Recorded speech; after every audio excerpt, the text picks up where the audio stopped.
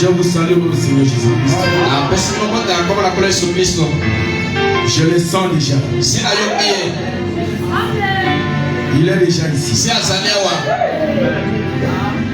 Il a dit là où 2 ou 3 personnes sont au milieu d'eux. Vraiment, je le sens. Si vous le sentez, acclamez le Seigneur.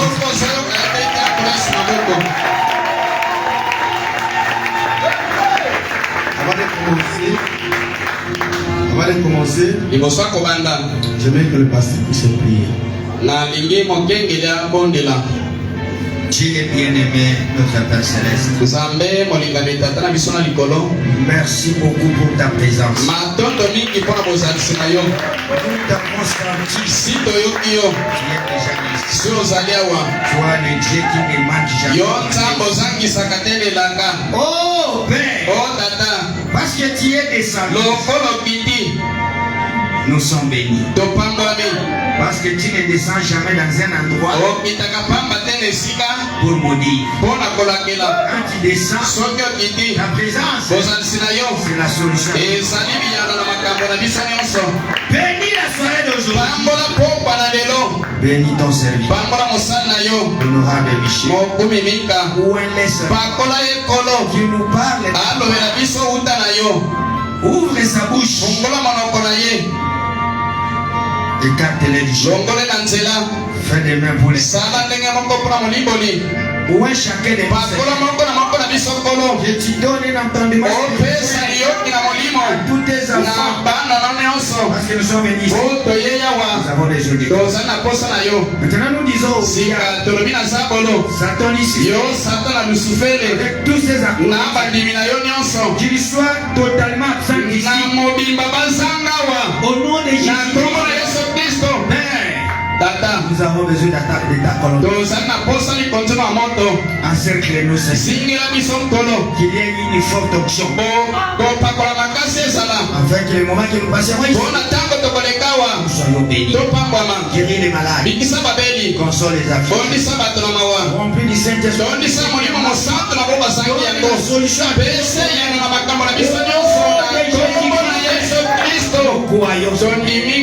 Que tu l'as fait. Nous t'avons demandé. Mais c'est que nous n'avons pas demandé. Que toi qui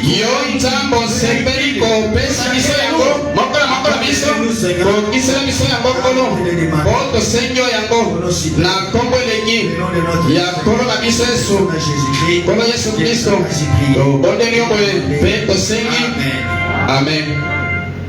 Acclamons le Seigneur Jésus-Christ. Avant de commencer, je vais d'abord remercier mon pasteur.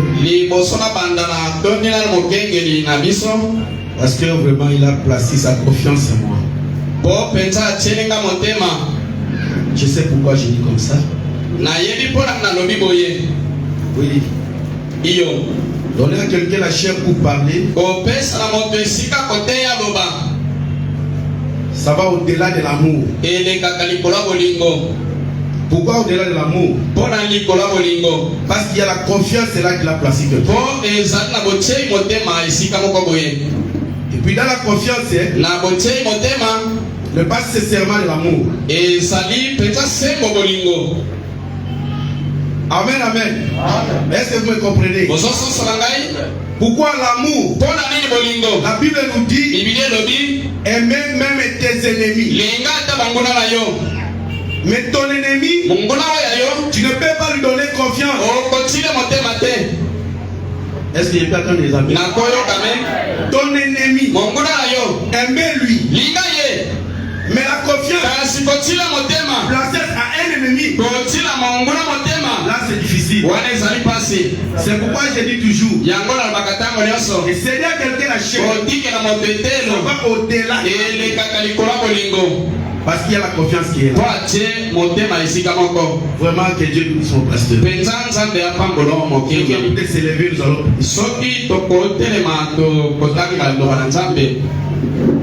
Prenez avec moi Genèse chapitre 6. Verset 5 jusqu'à 7. Nous lisons notre Seigneur Jésus. L'Éternel vit que la méchanceté des hommes était grande sur la terre, et que toutes les pensées de leur cœur se portaient chaque jour uniquement vers le mal. L'Éternel s'est repenti d'avoir fait l'homme sur la terre. Et il fit affliger à son cœur. Et l'Éternel dit, j'exterminerai de la face de la terre l'homme que j'ai créé, depuis l'homme jusqu'au bétail, aux reptiles et aux oiseaux du ciel, car je ne m'aimerais pas de les avoir fait. Et Dieu ajoute la bénédiction. Notre sujet de ce soir, Dieu s'est repenti. Dieu s'est repenti. Comment Dieu peut se repentir? D'abord l'Éternel, comme je dis, qui s'est repenti. L'Éternel c'est qui? On nous dit ceci. Qui n'a pas eu de commencement et n'aura jamais la fin. Celui qui n'a pas de commencement et n'aura jamais la fin. Mais ce jour-là, il s'est repenti à cause de toi. Il dit que j'avais exterminé l'homme à qui j'ai créé. Dieu t'a créé pour être. Mais aujourd'hui, ce que tu fais, ce n'est pas ce que Dieu t'a envoyé pour faire ci. Pour faire sur la terre. C'est repentir. C'est-à-dire quoi? Ressentir les regrets d'une faute avec le désir de la réparer ou de n'y plus tomber.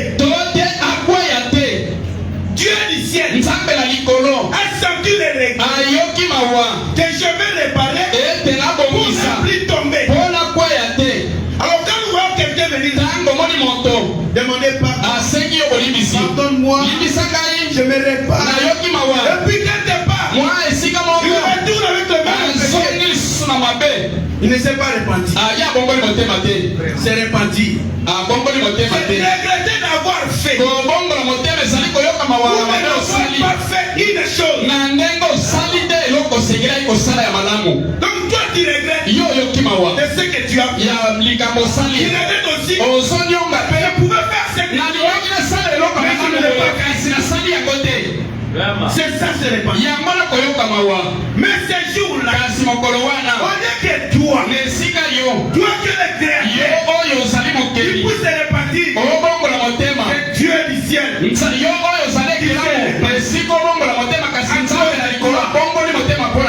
avait dit, j'ai créé cet homme. C'est pour m'adorer. C'est pour travailler. C'est pour me servir. Mais aujourd'hui, l'homme que j'ai créé, c'est de tout. Amen, amen. Amen, amen. C'est répandu. C'est Dieu qui s'est répandu. Quelle pitié. Toi qui n'as pas de Dieu, tu peux se poser des questions. Seigneur, comment tu peux se répandu? Ah, c'est vrai. Tu vas maintenant commencer à faire les examens. Qu'est-ce que je fais pour que le Seigneur se répande pour moi? Quel péché que j'ai commis pour qu'il ne se répande pour moi? Brala me dit, ces jours-là, Dieu avait pleuré. Ah, c'est vrai. Bien aimé, Dieu fait pleurer Dieu. Dieu fait pleurer Dieu. Dans tes attitudes, dans tes comportements, dans tout ce que tu fais, ce que tu fais, ce n'est pas ce que Dieu t'a fait.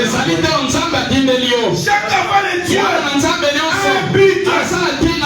Tu as un but sur la terre. Tu as un travail sur la terre. Mais ce que tu fais, est-ce que réellement ce que Dieu t'a envoyé pour faire?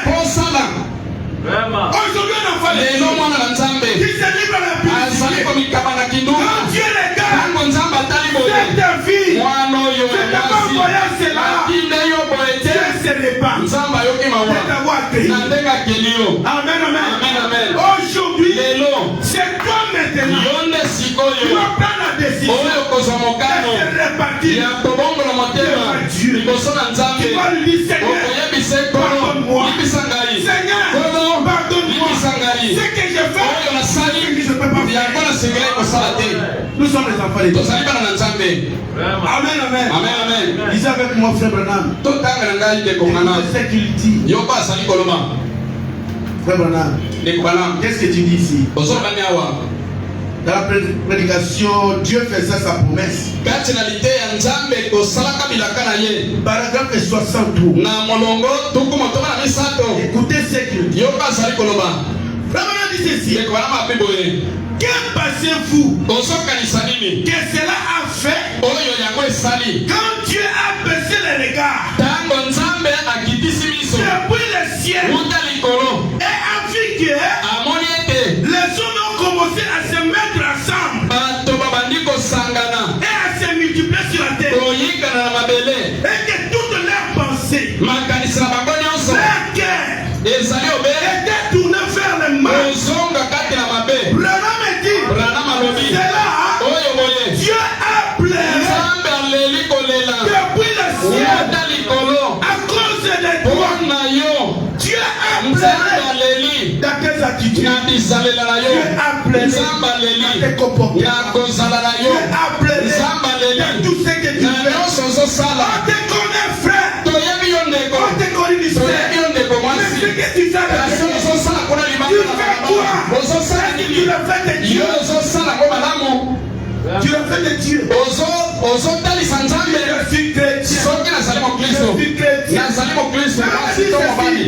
Ne faut pas dire je suis chrétien. Là, c'est que les païens disent c'est cela. Quand je te vois, réellement c'est un chrétien. C'est un chrétien. C'est pas de toi-même. Tu vas commencer à témoigner. Je suis chrétien. Non, les voisins vont témoigner pour toi. C'est pas toi-même. Il faut qu'il y ait quelqu'un. Le mari dans la maison, mais sa femme est tout est de lui. Sa femme est toute de lui. Qui dit qu'il est Kristo kasi makambo asalaka ezali bokristo te. Mokristo azali oyo aza molimo na Kristo kaka. Amen, amen. Ntango nazoloba mokristo nde akoloba, ntango nakotambola mokristo nde akotambola. Yango nalobaki tosala moto na lilingi na biso. Amen, amen. Nzambe alobi boye mpona nini yo ozali elingi na Nzambe. Ntango bato bazotala yo basengeli komona Nzambe, kasi oyo ozosala ozotalisa Nzambe te, ozomemia ye te. Tosengeli kobongwana, tosengeli kobongwana, tosala moto na elingi na biso. Nzambe asali yo, Nzambe akeli yo, kasi batala Nzambe po tozali banzambe moke. Ntango nazali kosakola maloba ata liboso na maladi nazali Nzambe. Ntango Nzambe atindi moto moya ya likolo nyonso ata banzela kosopa na nsima na ye moto wana azali lisusu oyo azali te siko akomi Nzambe. Ntango akoloba Nzambe nde akoloba, ntango akosakola maloba Nzambe nde akosakola maloba. Yango wana osengeli osala ngele na mwana na Nzambe oyo atondi molimo santo akoki kolakela mabe, akoki koloba makambo moko mpona yo ekolanda yo. Tozali ya banzambe. Mpona nini? Po tozali bana na Nzambe. Ntango bato bakotala biso balobi nazotambola lokola Nzambe, nazoloba lokola Nzambe, kasi bazomona Nzambe. Nzambe azali na lufu, azali kosala masuku. Mobali ya moko wana ya mibengi mokristo penza yo ozali mokristo mobali okomitola motuna nini Nzambe atindeli ngai na mabele awa boye po asala nini? Biso nyonso tokoteya te, moto nyonso akoyemba te, kasi Nzambe quelque chose ntango ozali eloko moko na motema na yo ozala yango mpona kosalela ye, mpona kosalela eloko moko. Kasi Nzambe atiki awa po osunga mosala na ye ezala bato mosusu. Nzambe atiki ye boye akombolaka losambo yo nyokuna motuna kono otindi ngai nasala nini awa po lelo. Nzambe moko ayoki mawa mpona yo na makambo osala. Nazali kotoba litangi na ngai ana malobi Nzambe abomboli ata motema na ndenge akeli moto. Nzambe abomboli motema na ndenge akeli yo. Ozokanisa nini lelo nsima na yo na ntango milengi mokristo ya kondima yo oyo otiaki loboko na yo likolo na moto ya pato ya kufaki pe oyo olakaki ete otikala mokristo pe kotambola na malako na ye ya Nzambe pe nsima na yo tomono lisusu awa ozali kotambola na ndenge ya mabe ozosala. Amen, amen. Amen, amen. Yo, il s'est dit, je suis yo mibengi mokristo, je suis baptisé. nazali na Je suis libatisi, baptisé. nazwi libatisi, Alors je suis chrétien. kasi boye nazali mokristo. Iyo C'est bien. malamu Tu es baptisé. ozwi libatisi, Tu es devenu chrétien. oko mokristo, Mais c'est que tu kasi oyo ozosala yango te mokristo akosala. un enfant de Dieu. Mwana na Nzambe, Un enfant de Dieu mwana na Nzambe qui se livre à l'impie. oyo azokomikaba na kindumba, Mais si vous le demandez, kasi tuna ye mwa likambo moko je dis, akoloba na yo frère, ndeko nanga mobali nazali mokristo. tu es quel est Yo ozali mokristo ndenge nini? Répands-toi. Okola motema Aujourd'hui, lelo c'est le jour de la ezali réponse. moto ya kobonga na motema, osengeli kobongola motema tokoloba kolo Tu m'as créé. okeli ngai mpona ntina moko ezali mpona yo toseko wate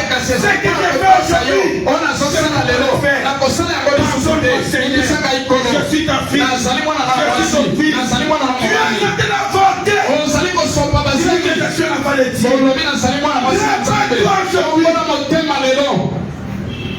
Amen, amen. Amen, amen. Et telle prédication Na materia ya boye. n'a pas des armes. Amen ezalaka pasi. J'aime comme ça. Kasi nalingaka Parce que kina ça boye. pénètre Ezali pour kokota. les enfants de Dieu. Oya bana na Nzambe. Ezokota. Et il connaît sa place. Ayebi esika na ye. Et moi, Ngai. je dois me réparer. Nasengeli bongo na motema. Malgré que je suis prédicateur. Ata nateyaka. Mais ce que je Kasi fais, malobo na yoki. Yango oyo moteyi akoki kosala te makambo nazosala. Nazali diakono. Kasi makambo nazosala. Diakono akosala yango te. Babengaka yo diakono wa Kongo. Kasi makambo ozosala. Ezali kaka solo mwana na Nzambe yo ozali.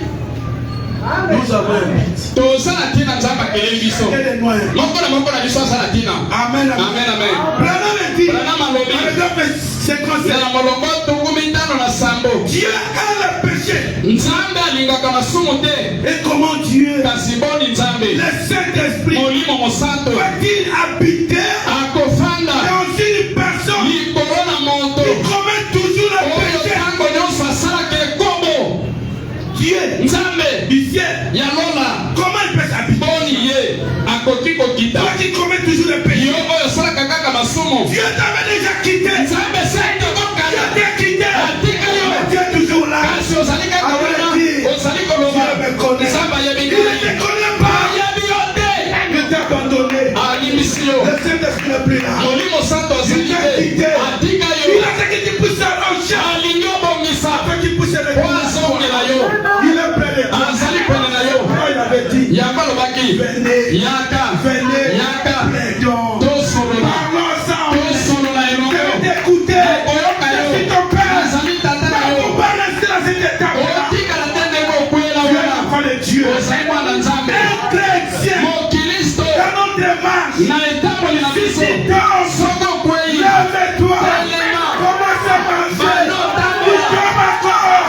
Lève-toi. Telema. Commence à marcher. Bano tambola. Ne faut pas rester Kotikala te. là où tu es. Esika okwela. Nous avons un Dieu de vie. Toza na Nzambe ya Je solo. vous ai dit, Na epai na biso. quand je suis entré ici, Ntango na bodi awa. Esi na yo. Esi azali awa. pardonnez d'autres personnes. Akolibisa masumu na bato mosusu. Oyo akozala sembo. Akolibisa na lelo. Nous avons un Dieu Ezali na Nzambe. Oyo akelisa masumu. Tina na ye. Ezali tosambe na ye. Tina na ye. Ezali tokomasa na ye. Amen, amen. Betela kolesi na moko. Dieu aime le péché. Nzambe alina masumu. Comment? Boni. Dieu le Saint-Esprit Nzambe oyo molimo santo. va-t-il habiter Akoki kofanda dans une na personne kati ya moto mwasi to mobali oyo ntango nyonso asalaka ekobo qui chante délibérément, azali kobika ndenge alingi faire ceci et cela, kosala boye to boye pourra ce genre d'endroit. kotambolaka na bisika nyonso Voilà le nini problème de Jésus. tala likambo na bato lelo Le problème d'église. likambo na losambo lelo boye Un enfant de Dieu. mwana na Nzambe Vie chrétienne. azali mokristo Moi, Matadi, okei matani wana alongoli poso il n'est plus chrétien. azali susu makristo te azosala nyonso na basi Avec des hommes. na mibali Quand je dois entrer à ntango akozonga na moresha azali mokristo toboyi soyez chrétien partout. azali mokristo bisika nyonso Partout. bisika nyonso Soyez Dieu.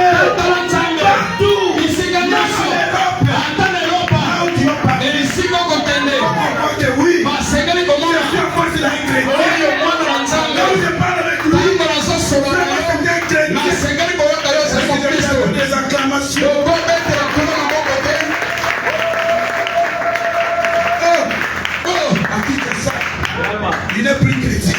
alongwa wa boye otake ye azali su mokristo te Mais ici à Loup, kasi awa na lufu viens auprès du pasteur. ya ye mpe na mokengeli mokengeli Pour moi, kolela mpola ngai quand ton Dieu m'a penza Nzambe na yo abateli ngai nabimaki nazongi ngai eyo dit te trompe. omikosi Il y a un Dieu qui a dit ça. Nzambe azali awa Un jour, Nzambe mokolo moko Dieu va te démasquer. akolongola yo poso ezipelo Un jour, mokolo la moko monnaie qui te cache. ndenge omibombaka Et même un Dieu là. Nzambe moko wana On ne trompe pas Dieu. bakosaka Nzambe te Dieu voit pas. Nzambe amonaka bisika Là où nyonso tu es, il te voit. Amen, amen. Comment? Boni. Oh, je suis en train de dire. Oh, nazali mwana na Nzambe. Yo mwana na Nzambe na lufu. Toujours ici à nous. Kaka wana lufu. C'est parce que si tu peux passer de l'autre côté. Poso kole kama mopati. Bande komi banda komona ngai. Je vais de l'autre côté. Nakende na mwanga mboye. Le sermon. Bande komasipa komona ngai. Il y a d'autres personnes. Bato mosusu bazali. Qui dit que ma sœur. Alobaka ndeko na mwasi. C'est pas ici à nous. Awa na lufu te. Pas du PC. Tokende kipese. Toi qui sais. Yonde komasi. Qui accepte comme ça. Oyo ni makaboke de kipese. O mibenga mo Kristo. La même dit. Ona malobi. Honte à toi. Soni na yo. Honte à toi. Soni na yo. Toi qui sais que Yo mibenga kamo Kristo. pas un chrétien. Bongo sana mo Kristo te. Ça, c'est vrai. C'est pourquoi nous disons toujours. Quand tu dis que tu es chrétien, Tango lobi na sali mo Kristo. cherche d'abord le Saint-Esprit. Lukana na molimo santo. Cherche le Saint-Esprit. Luka molimo santo. Parce que le Saint-Esprit Molimo santo. a des principes. Asali na Il mibengo. va commencer à te montrer. Akobanda kotalisa Il ne yo. faut pas entrer ici. Kokota boye te. Lekela mpancho boye. Banda boye. Fais Kende confiance. boye. Fais Sana ceci. oyo boye. Les chrétiens toujours comme Pasa ça. tango ozangi molimo santo. Ezoko likosa. Oyo eza mo Kristo. Sans le Saint-Esprit, Ozanga molimo il santo. va rester ici. Okotika lawa.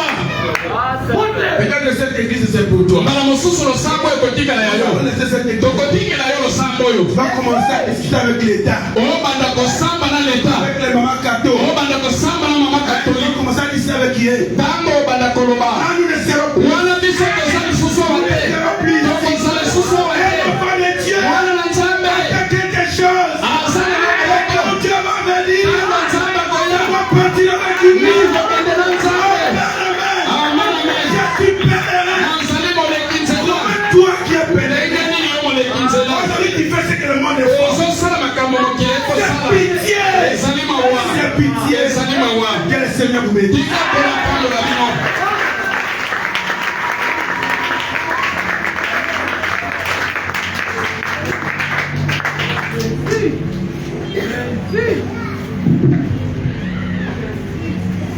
Est-ce qu'on peut acclamer le Seigneur Jésus? Tokobetela to Yesu maboko.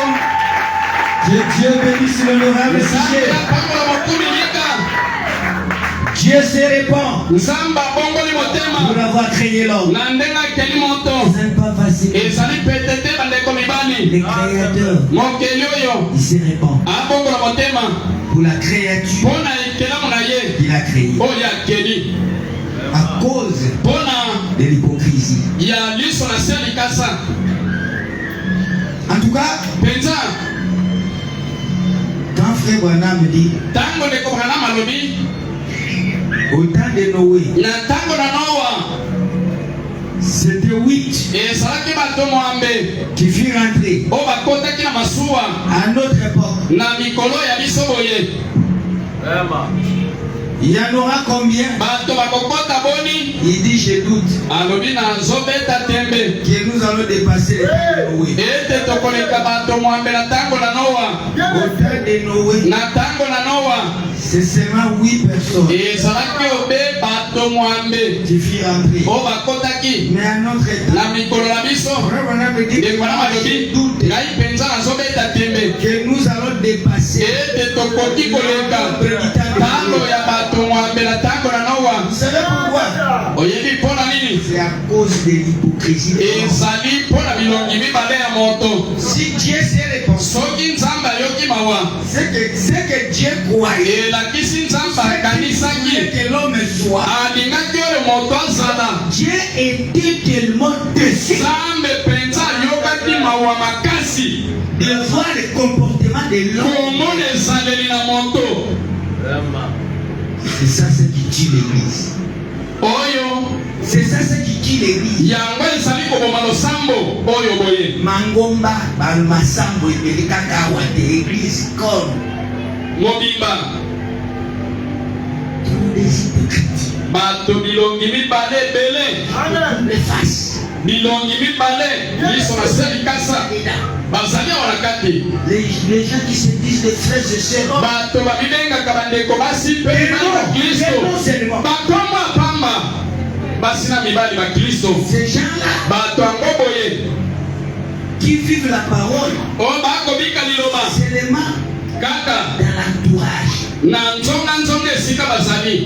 Parce qu'il est ici à Louf. Parce qu'on ne prêche pas comme ça. Je dois quand même obtempérer. Mais quand il sort, il montre ses couleurs. Les hypocrites. Ici nous te connaissons, frère.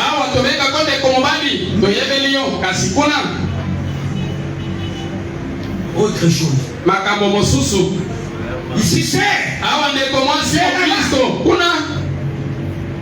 Ici je suis fiancé. Quand il voyage, il a une concubine.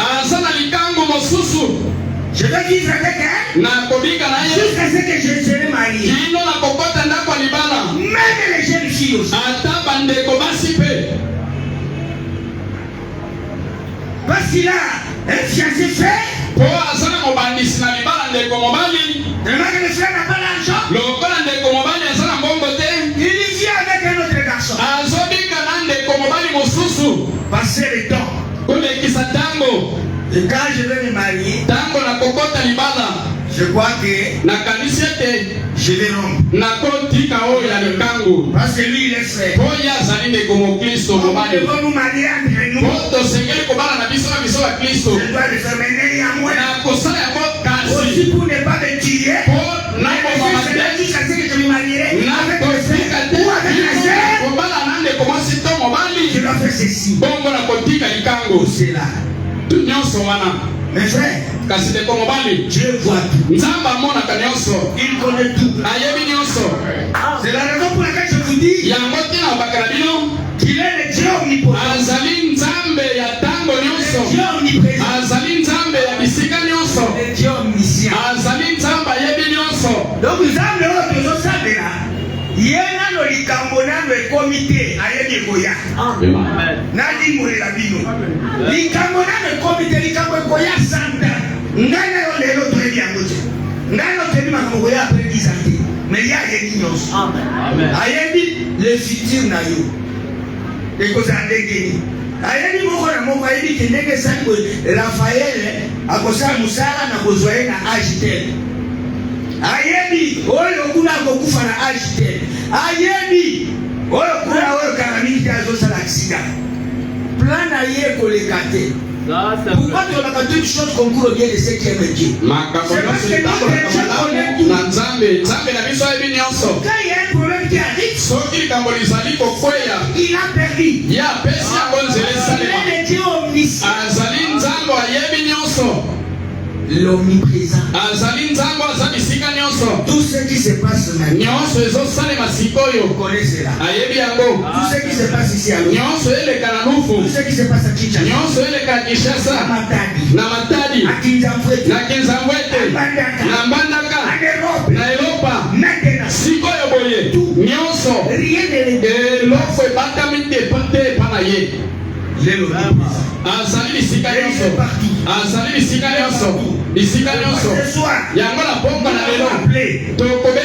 nous l'avions appelé. Il connaît ce qui se passe. Ce qui se passe. Amatadi aussi. Il se réunit.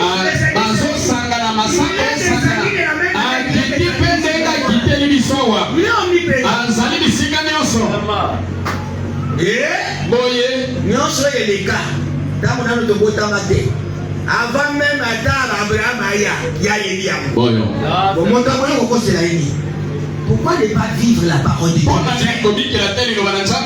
Soyons sincères. Nous avons pris sur le cœur de Dieu. Oh, il est notre créateur. Il a regretté. Il s'est répandu. Je me répare. Je me réponds.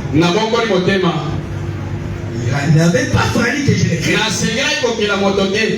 Mais comme je l'ai créé, je me réponds. Tiens, c'est grave. C'est grave.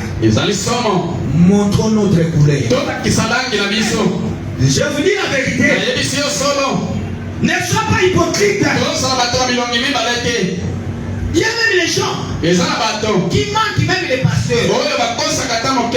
Il fait quelque chose. Les pasteurs qui représentent Dieu. Mon frère.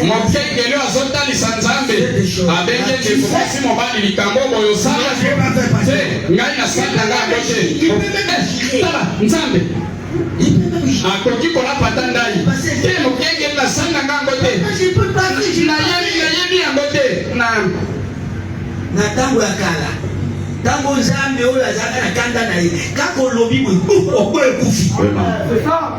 Mais parce que la grâce, Jésus a fait son Yesu si asali mbondi na ye ya lisumu asopi makila na ye atikili yo okosi mpe ayoki motema manga atikili okende mais yeba un jour ça va te rattraper. Lokutawa nokosi pasteur yeba un jour nzambe otika kobongo te yango wani Michel obi bokomosusu kosala mais kokoma na mokolo moko boye couleur na yo ekoyebana yango moi mpe bandoki na église nga nazobisa bino tika na frère oyo tika azalaki na ndoki kala mais nzambe apesaki ye don mpo abongola motema biso nyonso toyaka koyoka liloba nzambe Dieu nous a donné le temps pour nous répandre.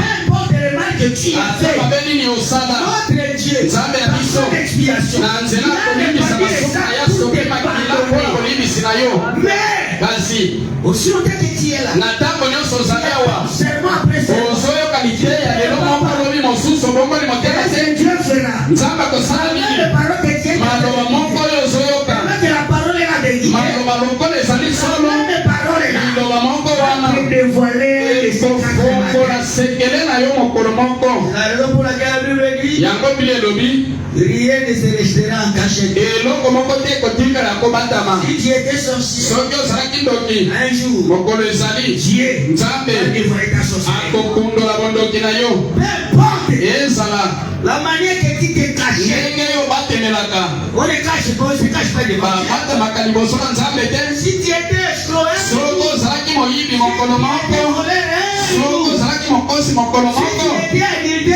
ozalaki ndumba mokolo moko bakokanga yo en plein hôtel boyoki okutana moto moko yo ndimaki te ondimaki te namusata na milie moko boye ndeko ya komi se yo ye ya kosala bakokanga yo boyo omesali kolongola bazembi olongolaka bazembi mwana moko azali akolia yo milimo oyo ozoboma eza na mwana nyonso te zemi mwana nyonso te akenda ntango mosusu zembi oyo ozwya na ye mosali na nzambe yo mama ndumba me mwana oyo nzambe atie na libumu na mosali na ye ale yo lido faire partir ye nzambe ale mwana oyo yaka na nga eglise mwana oyo fa abima naza akosala ye yo olobi ngai nde aza na libumu tika na fi na ye papa osalaki yango 10 me moko akolia ye boyo akolia ye soki nga na ke yo mpe otika te biso mibale tozomona yango awa elazalisa bana nga oyo baninganga oyo ngai olongolaka basi bazemi te soki bazali ya bazoyoka ngai eza mabe ozoboma azwelaki zemi na ye sikoyo azoyoka yo oboma yo mwana nzambe oparticipe na liwa makila etanga kokoto te bekala ye mbongo oyo kolia kuna mpe eza mbongo agrave te oza monganga oyo nzambe apesa kwa mikolo na mikolo les biens mal acquis n'en profitent jamais. eloko ya bato oloko profite na yango te oyibi les biens mal acquis n'en profitent jamais. eloko ya moto ozolia motoki ya moto tika nalongola ye pasteur namoni eglise epambola mais eza motoki ya moto oyo osakapare mpe na bandimise les biens mal acquis. Est-ce que vous avez frère, la Bible dit, moi je répète ça souvent. C'est ça, c'est Jésus. Aujourd'hui, si vous écoutez sa voix, n'investissez pas votre Dieu.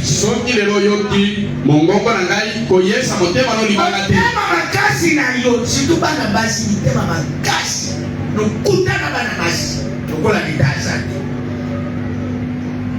nalino bana mibali bana oyo ya mike okobali nano te bavandirier les avandiriers. Vous êtes unis dans les messages, mais ce que vous faites, c'est comme si vous n'avez jamais connu même les messages. Basani masano, bobota mikate na sango, makambo huko sango, kola bobota na sango te. Maman c'est qui a papa dans l'école? Na wano beta kama misusu wa mafimu.